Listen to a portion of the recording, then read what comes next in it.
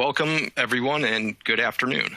Thank you for joining today's Oracle Sports Talk, the second in a series of webinars sharing best practices from professional sports. Today, the focus is on how technology such as cloud infrastructure, exponentially growing data sets, and richer analytics is transforming the world of sports. By way of introduction, I'm Edwin Upson, Group Vice President of Oracle's North America Cloud Architects, and your host.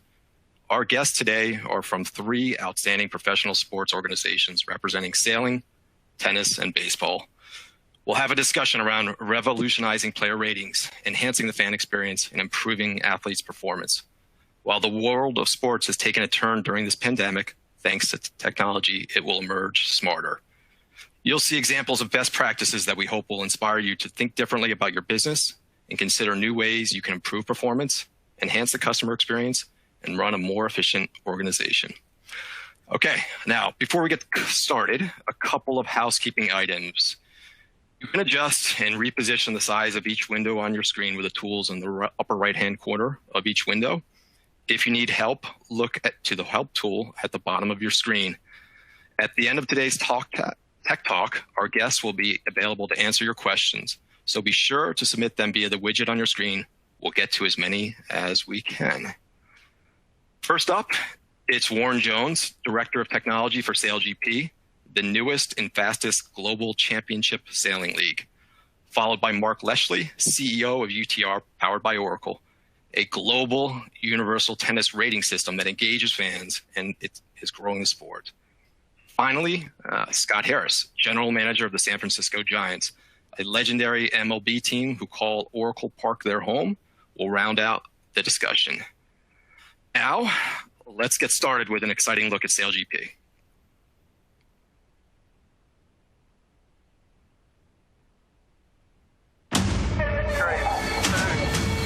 Brand new sailing adventure. 1 minute 35. What are you thinking? Hey. Oh, 7. 5, 4, 3, 2, 1. Looks like they're gone. No, the tip of the wing is in the water. It doesn't get any more extreme than that. Right on it, straight over the top of Japan. And he's very close once again. Gravely just getting thrown out of his position there. Still plenty to play for here. Here we go, boys.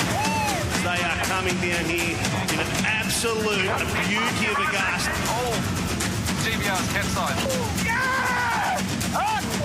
It's time to get up and party. Australia is the 2019 SailGP champion.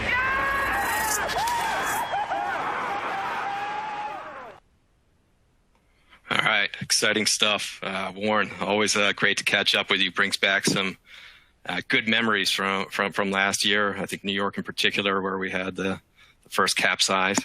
But before we get started, can you share some background on SailGP? Specifically, what are some key things about SailGP that we should all know to kind of ground the discussion today?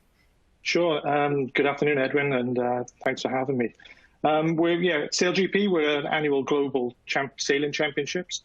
We have 7 teams from USA, Great Britain, Australia, Japan, France, Denmark, and Spain, all competing in an iconic cities around the world. In 2019, we started off in Sydney, Australia, and then we traveled to San Francisco. We had an event in New York, as you mentioned. We went to the UK then, and then we finished off the grand finale then in Marseille in late 2019. With a single design F50, so the F50 is a fly-in catamaran. It reaches speeds of up to 60 miles an hour, and it's close to shore racing. We are very close to the shore. People can stand on the shore and watch exactly what's going on, and we're leaving a legacy for sailors and forging careers for some athletes as well. Okay, great, Warren.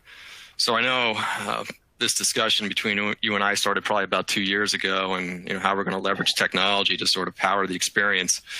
So talk to us a little bit about it. How is SailGP leveraging Oracle's cloud infrastructure?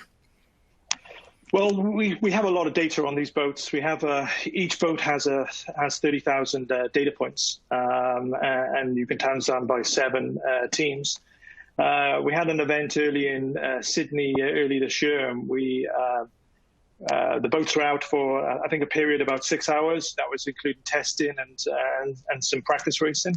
And I think we hit about 44 billion data requests on our Oracle database. So we have a huge amount of data coming off these boats, and we can find out how many times a button's been pressed, the temperature of a certain item on the boat, up to the speed of where the boat is going. It's there's a lot of data coming off there, and we use that data. We create our own LTE network over the race course. So we can get that information off the boat as quick as possible. So every venue we go to, we create this bespoke LTE network. That means that by the time the data gets from the boat to the database is reaching 200 milliseconds. It's incredible to that fast to get that information out into the Oracle infrastructure. All right, great, Warren. I mean, I think that was one of the things we were concerned about. How quickly could we get this pretty sophisticated IoT infrastructure and these data points from a boat to a pop-up data center onshore and then up into the Oracle cloud. So a remarkable engineering feat by the team. So tell us a little bit about the data. What are you actually grabbing off of those 30,000 sensors you have on the boat, or those 30,000 data points, and what is the team doing with that data? And conversely, what are the fans seeing, with that data as well? So SailGP, we're open data platform. So we have the 7 teams, as I've mentioned. Each team can see each other's data. We don't segment any data. Everything is open to public, teams, and organization. So whoever's winning the regatta, you have a focal point to see how they're doing it and how they're doing it well. It's controversial. Not many teams or organizations do this, but we think that giving everybody all that data is a good thing to do for the sport.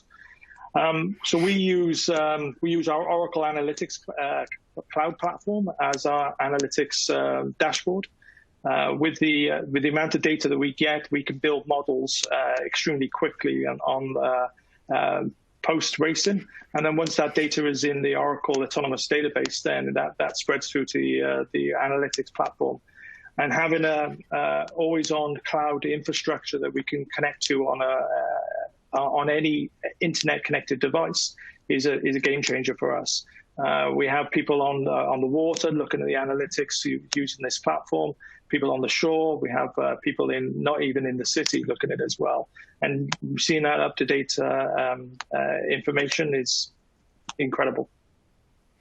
So you left out one component, which I think is an area that you're really focused on, and that's the fan and how do you engage the fan. Obviously, these events take place across a wide playing field, if you will. Can you tell us a little bit about the SailGP app that you guys have developed and the role it plays in engaging the fans specifically? Yeah, we're immensely proud of what we've done with the SailGP app. We won a couple of awards for innovation on that, and we think that it's truly remarkable that you can see live video, onboard video as well from the boats, plus our what we call a world feed that we broadcast to all the places around the world. We have changeable data for people to look at. They can see the speed, use the change the team, have a follow the leader option where if you want to sit there and just watch what's going on and you can look at the data from the leader. We're really proud of it, and without Oracle's help, we wouldn't have been able to get there. With the amount of data that we move around the world as quick as possible, and with different data centers, it's pretty amazing. Oh, that's great. It's great. So a lot of cutting edge technology, you guys pushing the boundaries here. Not only supporting, the teams, you talked about the broadcast, we're talking about the fans. Compare that to other professional sports. How does this technology stand out? Well, we got one of the things that we do is that we have what we call Liveline FX. This is our groundbreaking augmented reality technology. where we put the ley lines and the information about the sailing on the actual water, so it gives the viewer the perspective of what's going on. And it's we won I think we won an Emmy for it in 2013. It's to have augmented reality into the race course and have the ability for people to view what's going on. It really makes it a change for how they know where the boats are going, how the speeds are, or how the distance between them is pretty amazing.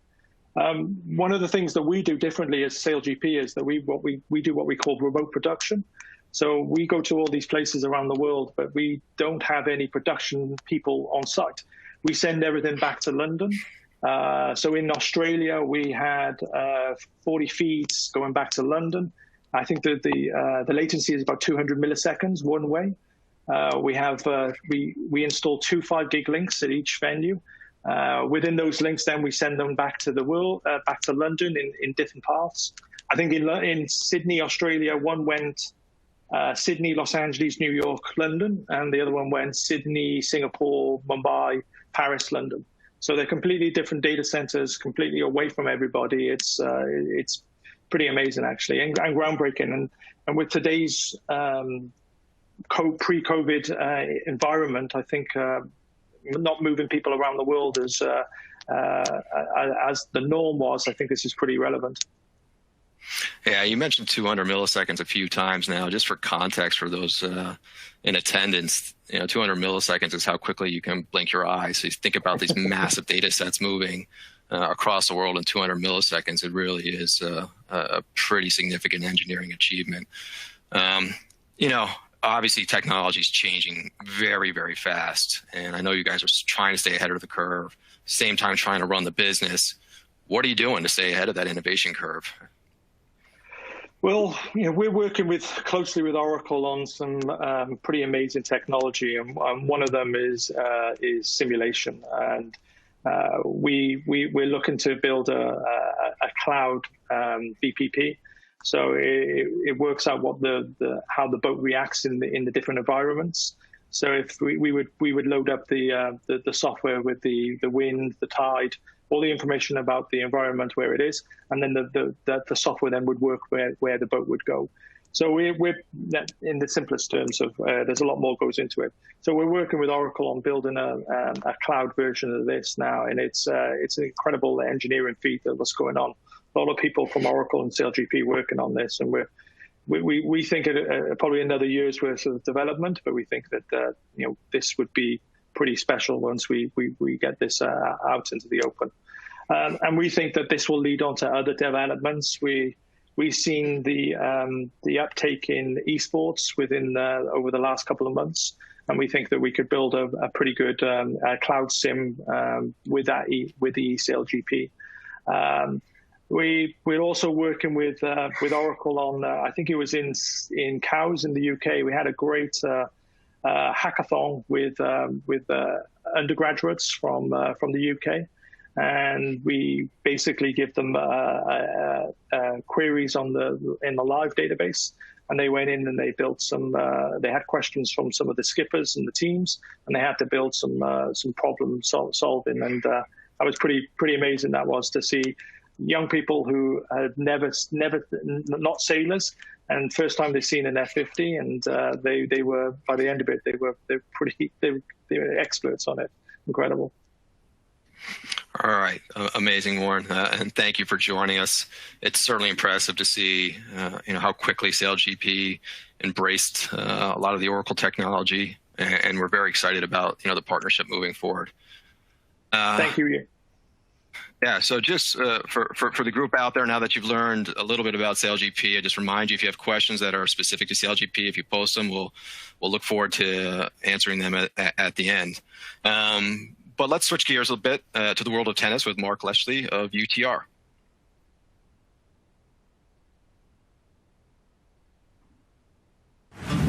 There is a movement building in tennis, a groundswell that is changing the game, redefining who we play, how we play, and bringing fun to the sport in a whole new way.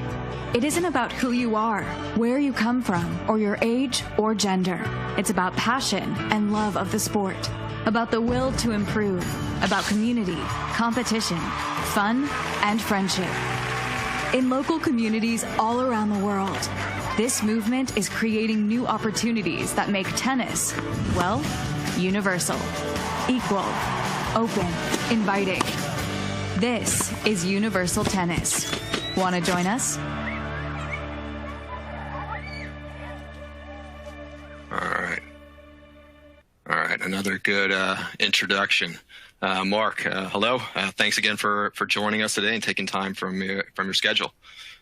Thanks for having me. Yeah. So tell me, ground us as well. Beyond the video that we all just saw, tell us what UTR is trying to accomplish and what differentiates you in the tennis world. Yeah. So, tennis is a global sport. Close to 100 million people play the sport. The problem historically with tennis is that it's a very, very fragmented sport. It tends to be elite and expensive, and it's fairly difficult to find people to play with and organize. And put differently, there really has been no technology that's been connecting people in tennis. We're sort of in the Stone Age, and everything is very much in local communities. Even major federations around the world have 2 to 5% market share of tennis players. So the whole premise of UTR was to start using technology to connect people. And the simple idea was, what if you can rate every tennis player on the planet and have them on the same system? The analogy being golf index.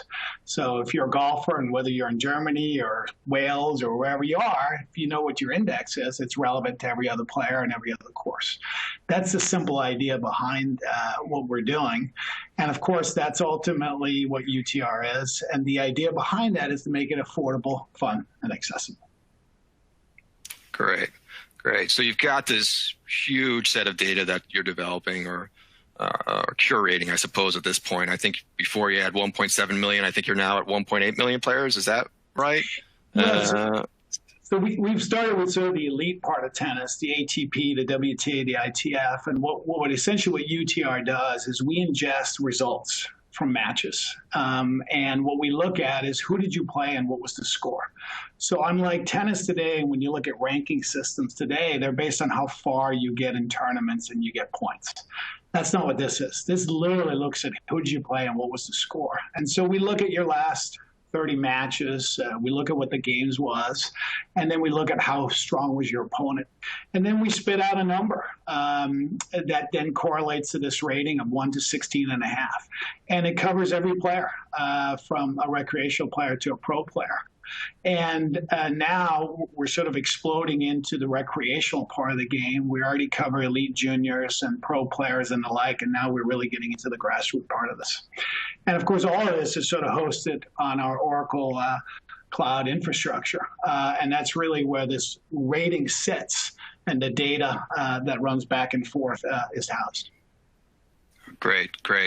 1 to 16. I figure I'm like, is 1 the lowest? I might be a 1.5 or something along those lines. Got to improve my index. But relative to the other player rating systems, you kind of talked to it a little bit. But how do you think your rating compares in terms of accuracy? Yeah. So if you look at this next slide here, this actually just gives you a little bit of an illustration about how this works. The yellow dots in here are actually 2 players. In this particular illustration, these are actually 2 top players in Europe and here in the U.S. They're both 16 years old. They've never played each other.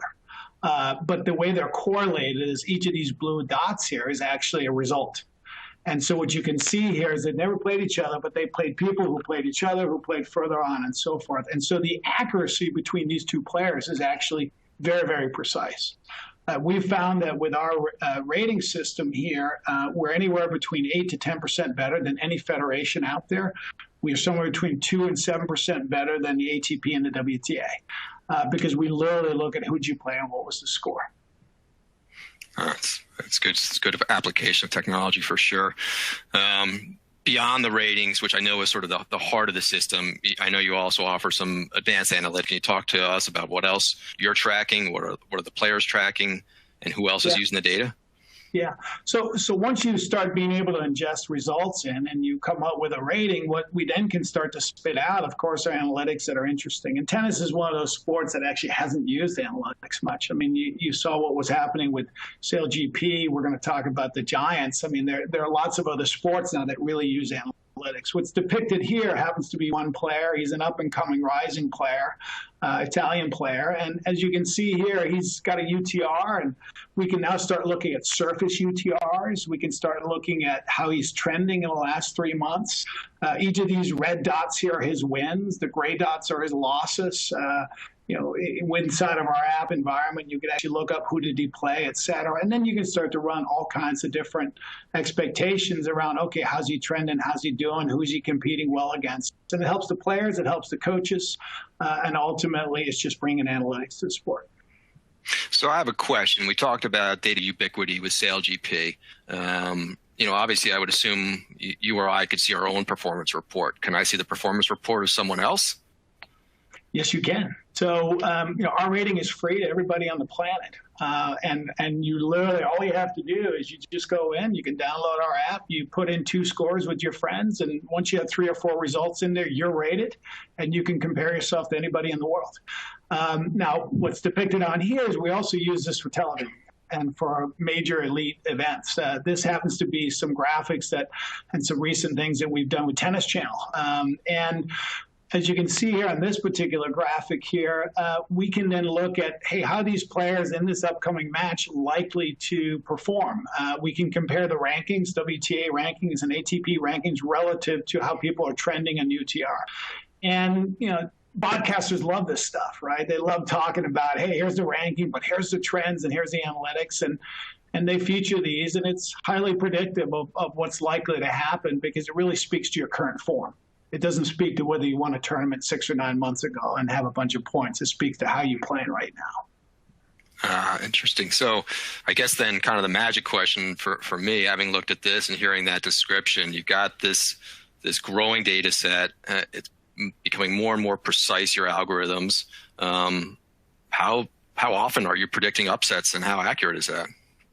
Well, so as I mentioned before, it's very accurate. I think this system was really not built for pro sports, right? It happens to be super accurate. I think the gambling world is paying attention to this. That's not really our business. But, I think that in the end, what we're trying to do is to use this rating as a way to connect people, as a way to say, hey, look, here's I am as a player. And the biggest challenge that people have in tennis is finding other people to play with in your local community. And the second now that you can rate somebody independent of your age and your gender, what happens now is you create level-based tennis. And with level-based tennis, you can play anybody in your local community at your level. And we explode the opportunities for you now to find a game of tennis, whether that's in an event or with a friend, connecting one-on-one and the like. And that is a great way to bring technology to tennis. Mm-hmm. So clearly, right now we live in a very interesting time. I mean, you can see my background. I'm in a bedroom. It looks like you're back in an office with a nice view. I'm jealous. But can you spend a few minutes and discuss what UTR has been able to do to bring tennis, back in a safe post-COVID-19 world? Yeah, so the great thing about the system is that you literally now can find a single hit, you can find 3 other players, you can find 8 players a set, and you can set up an event. What's actually shown on here was that as tennis sort of shut down globally, we were the first organization to bring back live tennis. And what we did was we literally set up a tournament of 4 players in a backyard in West Palm. And you can see the depiction of the court here. And we basically said, hey, here are 4 players. We're going to set this up. We had safety guidelines in place. We basically set it up based on UTR. We created a round robin. And we brought back tennis. Now, this model, whether it's with 4 players, 8 players, or 30 players, it's really about enabling local tennis at all levels. And so now this is sort of exploding. Just today, we announced that we're going to do about 40-plus tournaments in the next 35 days in Tennis Australia, and we're rolling out there. So we're taking our technology and our platform and our rating system just to enable tennis anywhere on the planet, very easily giving them the tools and the technology to do it. Right. So true global reach with the application of your assets. That's another very interesting use case, different than SailGP, of course, but I think a great application of technology as well. So, of course, thank you again, Mark. I think we all look forward to the return of tennis. Maybe I can find some, local people in my in my community to play with, improve my rating. And again, we look forward to continuing to see, tennis expand globally. Well, thank you. I mean, I think the cool thing about having a standard that basically connects everybody is now you can build other technologies on top of it, right? And that's what you sort of see here. Now you can build an ability to create play. You can build an ability to find people. You can create profiles for yourself, and you can create digital communities. So we now have created thousands of these digital communities where you're a member of a club. It's a digital roster, but in that digital roster, you can connect to people. And as a result, now we're enabling technology that makes it really easy to play tennis, find tennis, enjoy tennis. And that's an exciting time. And frankly, it's exploding now. We run 60% more events now than the USGA does here in the United States. And that's after only 18 months of doing this. So it just speaks to the fact that there's a real need. And anybody anywhere can set up an event, a local club, a high school coach, a college coach. And so exciting times, and it's great to be partnered with Oracle on this. That's really creating the cloud capability here for anchoring our rating system and then using that for the purposes I described. Great. Thanks, Mark. We appreciate the time. Okay. All right. Shifting gears again. Up next, a man with a team that virtually needs no introduction, Scott Harris, General Manager of the San Francisco Giants. Welcome, Scott. With real baseball pending and the draft now just behind you, I can only imagine how busy you are. So, we on the Oracle side, thank you for finding the time today to join us. Yeah, absolutely. Great to be here. Thanks for having me on, and look forward to talking a little baseball. All right. So let's start with the actual players and games. How do the Giants use analytics to improve individual or team performance before or even during a game? Well, I should start by saying that we use analytics in every facet of our operation. Analytics helps us improve our decision-making across trades, draft picks, free agent signings, player development, instruction. However, as you alluded to in your question, an underappreciated role that analytics plays in our game is helping players. We spend many hours per day analyzing massive data sets to find tiny competitive edges for our players before they run out on the field. So, for example, every Giants pitcher that's running out to the mound already is armed with information on every hitter that he's going to face in that game. So, for example, every pitcher knows every hitter that they're about to face's weaknesses. So perhaps the hitter he's about to face struggles with two-strike chase sliders, or perhaps the data sets that we have on each player revealed that in recent weeks, that player is struggling to catch up to higher velocity four-seam fastballs up in the zone due to fatigue or injury. Our pitchers are equipped to exploit those weaknesses. Additional pieces of data we give to our pitchers are understanding each hitter's batted ball profile and which pitches in which specific zones can induce outcomes that we need in a certain situation. So, for example, if we need a double play ball, our pitchers know exactly which pitch to throw to increase the probability of getting a ground ball. And additionally, our position players who are on defense behind each pitcher, they know where to position themselves to increase the probability that a ball in play is turned into an out or multiple outs in a double play situation. In addition, our hitters know that the sequences that hitters tend to struggle with. So perhaps there's a hitter that performs on an array of pitches in different parts of the zone, but we can uncover through the data that he may struggle on certain sequences of those pitches. And that gives us another tool to help our pitchers exploit weaknesses and increase the probability of getting enough outs to get out of the inning and allow our hitters to come to the plate. So just a few examples, but I think they're emblematic of the way our sport has changed over the last 15 to 20 years and ways that we can use analytics to put our players in a position to succeed. Okay, that's great. I mean, you talked a little bit about the pre-game analysis and then the, sort of in-game analysis that you're applying to, hopefully gain a competitive edge. I mean, there's another aspect of this. Everyone kind of familiar with the Moneyball revolution that happened years ago and the effect that that had on talent evaluation and, draft strategies. Can you share a perspective on how the Giants use analytics to evaluate talent? And specifically, did you rely more on analytics for this year's draft, given the shortened format, and that there was no live baseball being played for scouts to watch? Can you talk about that for a few minutes? Sure. In general, we use data-driven analysis to cut through biases. At the end of the day, our jobs are to project human performance, which is rife with biases and risk. And we try to piece together that performance in a way that helps the Giants win baseball games.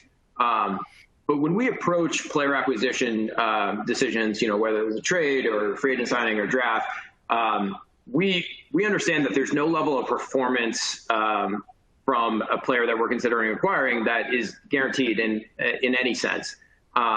Instead of projecting a fixed level of performance for a pitcher or a position player that we're looking at acquiring, we try to frame it differently. We focus on trying to predict the distribution of possible outcomes for each player. We use analytics to better understand the probability distribution of outcomes for that player given the risk. And then once we feel like we fully understand that distribution, we decide whether to embrace the distribution and acquire that player or to just walk away from the distribution and move on to the next possible acquisition. So, for example, in our drafts 2 weeks ago, for those baseball fans out there, they know that we faced unforeseen challenges.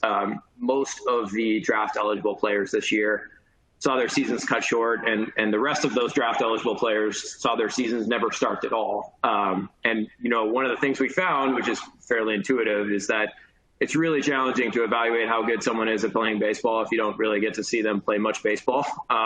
So we had to find new ways to adapt and use traditional methods and analytics to better understand the distribution of outcomes for each player that we were considering drafting.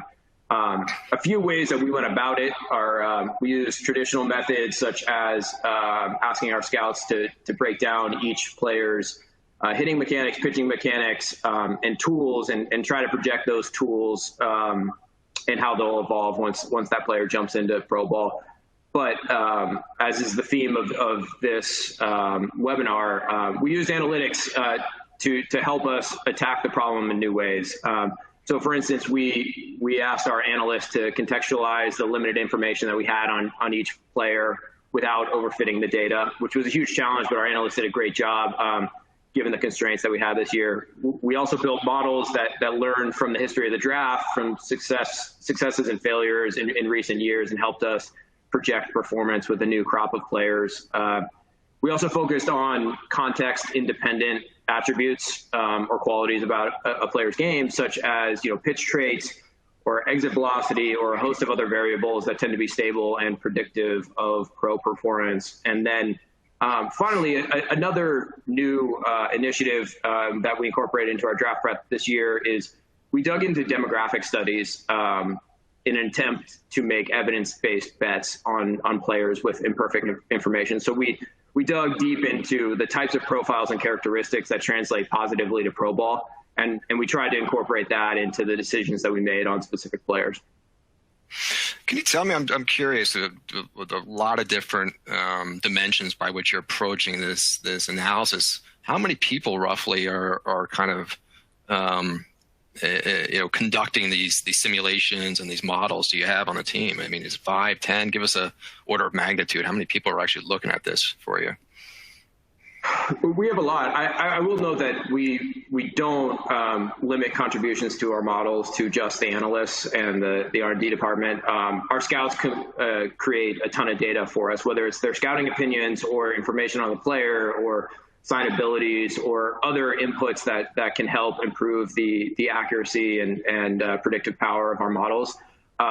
We have a very talented R&D department that's a group of several guys and women, and I'll leave the number to ourselves because it's an extremely competitive industry, but we have a really talented group, and they did an excellent job given the new constraints in this world due to COVID. All right, fair enough. But it sounds like the full Giants ecosystem and personnel is contributing to the models and enriching the data so that you guys can make good decisions. All right. Yep. All right. So Oracle Park, I noticed some changes this year. The two bullpens, I think they're bullpens. They were one on first base side, one on third base side. I think they're behind the outfield fence. What's the rationale there? Did something? You're expecting more home runs, better offensive numbers? Can you talk to us about that a little bit? Sure. For those of you who don't know, we used to have bullpens on the first and third base line, but this year we moved them right behind the center field wall, and we also moved that center field wall up by about 8 feet. I think it will have an effect on offense. It'll have an effect on home runs and ground rule doubles and triples. And we created some models before we made the decision to do it that would forecast the effects on offense. However, I think that the most dramatic effect that this new move and the shorter fences will have will be on the psyches of our hitters. As many of you Giants fans know out there, Oracle Park can be an extremely unforgiving environment for power hitters. And all of our hitters know how disappointing it is to barrel up a ball to dead center field and think you got it and think you hit a home run, only to see it land in the center fielder's glove on the warning track. So I think seeing a few of those balls land over the fence will give many of our hitters additional confidence that will help them navigate through what can be a very long and difficult season, although this season will be a little bit shorter. At least we're going to have baseball, something I think we're all going to look forward to here shortly. A little bit more of a technology question. And we talked about the innovation curve, lots of things happening around artificial intelligence, more sophisticated models, machine learning, edge computing. Do you see any of those new and emerging technologies influencing baseball, your role, the sport more generally, over the next 5 to 10 years? Any thoughts on that? Absolutely. I think it's a great question. An increasingly large part of our job is to forecast changes in our sport over the next 5 to 10 years and try to get out in front of them. As I mentioned earlier, it's just an extremely competitive industry. It's a pure zero-sum game. So anything we can do, any new technology we can find to get out ahead of our competition is something that we need to invest a lot of time and energy into. For me personally, I'm always on the lookout for frictionless processes for measuring performance, whether that's batted ball data or biomechanics or defense or pitch movement. I think two extremely valuable tools that we've been using and we intend to use more in the future are computer vision and neural nets, because those tools can help us identify and exploit new competitive advantages in our game. And Given the audience, I probably should say, if anyone has a friend who has these skill sets and wants to help the Giants moving forward, please do reach out to me. We would love to hear from you guys. Great. I think you probably find some people on this call that have those capabilities. Anyway, moving along. So why does baseball in particular lend itself to being such a data-rich sport that is, really leaned into analytics? You see it all over the place. What trends have you seen recently that are purely data-driven, like, more rest days for pitchers, fewer longer-term contracts, anything along those lines that really changed the game? Right. I have some friends in other sports, and we talk about this question all the time. Our sport has several structural advantages that have allowed us to innovate more quickly than other sports. A few of those advantages that come to mind are, first, we in baseball have a discrete state-to-state structure that lends itself extremely well to performance analysis and probability theory. Every event starts with a pitcher facing a hitter, and every facet of that interaction is measurable. Unlike some other sports like basketball and soccer, who have continuous fluid action that are often difficult to measure and difficult to predict. Another advantage that we have is our sport has done an exceptional job of record keeping over the last century. So we just have larger data sets than most other sports, and that can help us back test theories and new strategies that we're considering adopting. A couple others that come to mind is our organizations just tend to have more players. So we have larger populations that we can watch and learn from. And, finally, I think an underrated advantage that we have is we have 9 minor league teams that play at levels below the major leagues. And oftentimes those teams are playing in lower pressure environments in which stats and performance just doesn't matter quite as much. So these environments provide ample opportunity for experimentation or just new ways to compile data and to explore new strategies that can help players, first of all, improve, and second of all, get to the big leagues quicker. So I think our sport in general across all the teams has learned so much by just watching waves of minor league players come into pro ball and start their journeys towards the big leagues. And I think that's a huge advantage that we have that lends itself well to a data-rich environment. Okay, great. Really impressive to hear what, Major League Baseball, and in particular the Giants, are doing with these increasing data sets and richer analytics. So thank you, Scott. We really look forward to the partnership here with the Giants over the next, 15 plus years, applying new technologies and, testing new models with you guys. But probably more importantly, we really can't wait to see the team back in action. Sounds like camp starts in about a week's time and games shortly thereafter. So I think all of us are looking forward to baseball on TV here soon. All right. So we've heard from 3 really incredible guests today.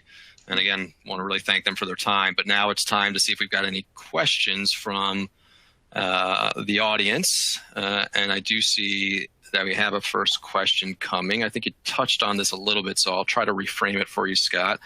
And I know you're probably sensitive to identifying any individuals. But, with the draft just being completed, did a specific analytic algorithm or model have a major impact on any selection that you made? It did. I'll try to shy away from talking about specific players and talk about more general strategy that I think helped us in this draft, given the new constraints that we have due to, shortened or non-existent seasons. I think if you look back at our draft, of the 7 picks we made, 6 of them were college players. And I don't think that that's a coincidence. When we talk about player acquisition decisions and we talk about understanding the distribution of possible outcomes for a player, I think it's important to have enough data on players and enough scouting looks on players to feel like you have high confidence in your models and your evaluations. And so I think given how many high school players failed to complete an entire high school career of performance and of data and of scouting looks, compared to the college players that we've been following since high school, and we feel very confident in our scouting looks, very confident in our data sets, and a higher confidence in our ability to use older data to project future performance. So, for a junior in college, we can look back at his sophomore performance, his freshman performance, and we can look back at some of the information we had on him in high school. Whereas for a high school kid, it's a lot harder to do that, and it presents heightened levels of risk that in some cases we weren't comfortable embracing when it came to this draft. So I think it nudged us a little towards college players in this specific draft. I'm not sure that will hold in future drafts, but it definitely had an effect on the decisions that we made for this draft. Okay. Yeah. Thanks for that feedback. Good to know. All right. I got a couple other questions here. So this next one is for Mark, and I think this is an interesting question we've got here. Is UTR and your rating system being used by scouts for coaching academies and potentially scholarships and things like that? So the answer is absolutely. This rating system now is so accurate. It's the best rating system in the globe. And so it's used across. We partner now with most of the leading tennis academies, from Rafa Nadal to IMG and others. But more importantly, we also are the gold standard by which all college coaches recruit. So today, 61% of all D1 and D3 athletes in tennis are international players. And the reason is UTR. Because now coach, USC, Baylor, whatever, he can look at a player in Slovenia and in Italy and compare them to a U.S. player. That's incredibly accurate. So they can now look at it. So the short answer is absolutely. The other exciting thing that's happening now on the scholarship side is that there are kids now who aren't playing internationally and aren't playing USTA and ITF, but they're able to play locally, develop their UTR through local play, and now get recruited to college, which is really exciting because we've taken the economics out of this. So right now, tennis is expensive to travel, and we have kids now who one kid, his dad was a taxi driver, didn't have a mom, and he was just playing local men's events, and he literally got a scholarship based on UTR because he was that good a player, and he didn't have to travel around and earn these great things. So the short answer is absolutely, and that's a really exciting part of this. Yeah, that's a great and encouraging story for sure. All right, now I got a question for Warren. We talked about all this real-time analytics, and we got athletes on the boat, and a lot of the decisions they're making are based on instinct and in a historical perspective on how to sail these boats. What is the balance between the application of the technology, the distraction that might come to the athletes, and how do you have one complementing the other? Well, sailing there's a lot of people on the boat, and there's skippers, there's helmsmen, there's tacticians, there's all these people on there. So it's still a feeling of the wind. We're driven by the wind, so they need to know where the wind is on the race course. We don't have technology guiding them through what's going on in the middle of the race course. That's still a human element that they have to do. But then after the fact and the race is finished, they can go back and they can look at the technology and look what they did right and what they did wrong. So we still think there's a balance of that. It's a human element of jeopardy in sports where the teams have to win or lose. So we don't use the technology in that part. But straight afterwards, then they have the ability to look at that technology and see what's gone on, if they made the right decisions or wrong decisions. So we think it's a good balance, and we plan to keep it like that for a bit longer. Okay. All right. Thanks, Warren. It looks like another question for you. We talked about the innovation curve, staying ahead of that. How much of the innovation that you have in place is existing versus, how much are you, building on your own through the development of all these assets? With Oracle's help, we're looking at asset tracking on the water using. We have 4 cameras on each boat, and they're HD cameras. So we have eyes everywhere, really, and we're looking to facial recognition where they are on the boat, using that to work out how many times they've crossed the boat. When they tackle jibe, they usually need to go on one side of the boat or the other, so they can go back and forth. So we can work out exactly how many times they've done that, how many, what distance they've gone on the boat. We also look at tracking the boats on the water, tracking the logos on the water from the boats. There's a lot of things that we're looking to do with AI and ML. We think Oracle's platform is extremely powerful, and we think we can try and push you guys as much as we can. Yeah, he's certainly been pushing us for the last year, trying to keep up with you guys. All right, now we got a bunch of questions coming in. So, Mark, and this might be broader than just tennis, right? You took a whole bunch of technology and applied it to UTR and tennis, and kind of took a step change with the rating system. When you look forward, how much do you think technology is going to drive future sports innovation? Yeah, I mean, I happen to be an investor in an esports team, a soccer team, and a mixed martial arts league as well. So it's not just tennis for me. And the answer is it's huge. I mean, it's everything. I mean, unless it's sitting on this device, and unless you can find a way to engage fans in a completely different way that allows them to get everything at a touch, forget about it. And then, of course, there's a player performance aspect of it, which is the game just keep getting upped, right? And so unless you're adding the best analytics, unless you're thinking about the next wave for improvement, you're going to be left behind. Everybody's going to keep moving it up. Okay. All right. And over back to Scott.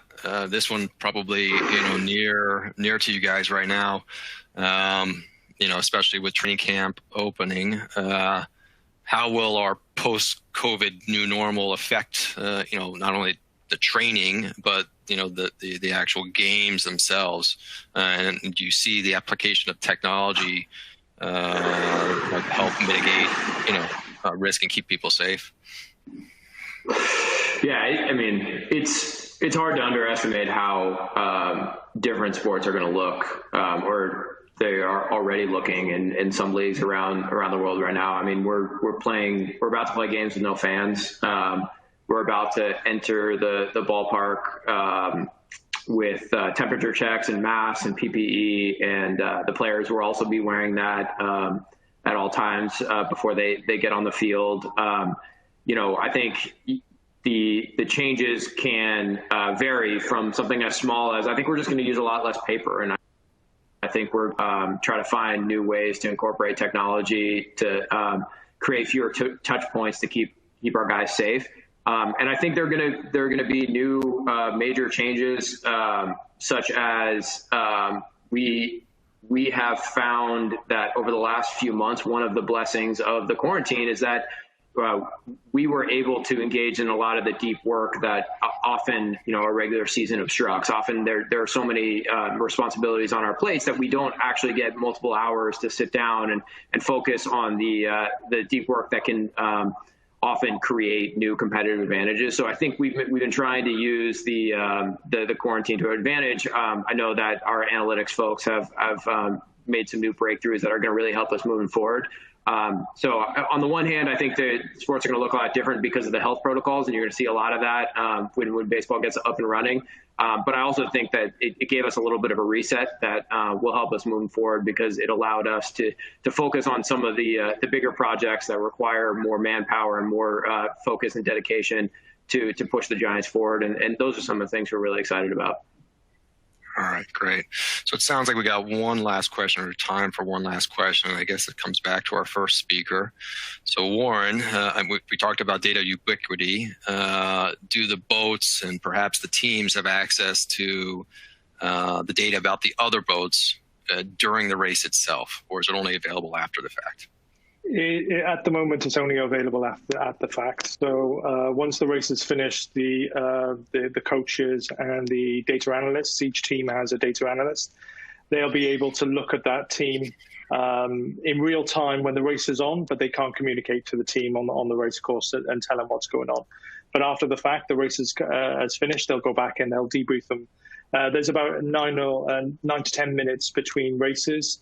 And they have 9 to 10 minutes to explain what they did right and what did wrong, and usually you can be pretty on point with data and show people what that is. They have access to video as well. They have access to data, so they'll use video and in combination and work out why they got into the position they did. All right, thanks, Warren. All right, I think that was great. Some very interesting and provoking questions from the audience. Of course, I'd be remiss not to thank Warren, Mark, and Scott again for joining us. All have very busy schedules. Also, would like to thank the audience for taking time to be with us and ask some of these questions of the group. From our side, from the Oracle side, we've hoped that you've been inspired to think and rethink about ways that technology can elevate your business. We'd ask that you take a moment to fill out the survey in the toolbox below. As a reminder, an on-demand version of today's Tech Talk will be available in about a day. You can access it using the same link as you did for today's live version. Get ready for our next Oracle Sports Talk, focusing on the fan experience on July 29th. Until then, be sure to download the free SailGP app that Warren alluded to via Google Play or the Apple Store. You can check out my UTR, get your rating, learn more.